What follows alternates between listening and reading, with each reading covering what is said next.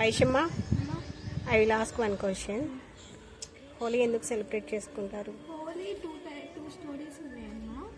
ఒకటేమో ఒకసారి కృష్ణుడు యశోదామ్మని అడిగాడు, రాధాదేవి ఎందుకు చేసుకుంటుంది, నేను ఎందుకు నల్లగా ఉన్నాను అడిగాడు.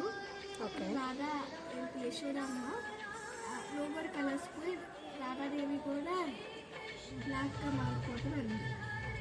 అప్పుడు కృష్ణుడు చూస్తే అందరూ చూసి అందరూ సెలబ్రేట్ చేసుకున్నాడు. అప్పుడు హోలీ ఓకే.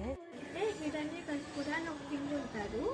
అతను ఒక బ్రహ్మదేవుడి నుంచి ఒక వరం ఉంటుంది, ఎవరు చంపలేడు అతన్ని దాదాపు. అప్పుడు అతన్నే దేవుడిలాగా పూజించాలని ఆర్డర్ చేస్తారు. అప్పుడు ప్రహ్లాదుడు వాళ్ళ కొడుకుకి విష్ణుదేవుడు అంటే భక్తి.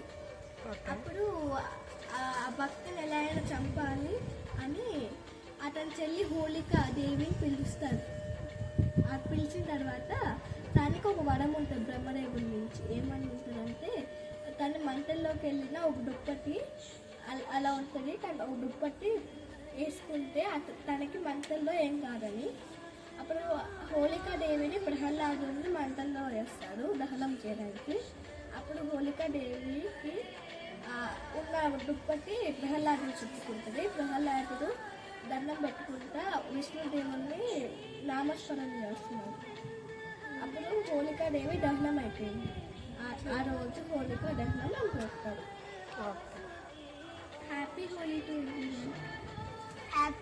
Happy Holi to everyone.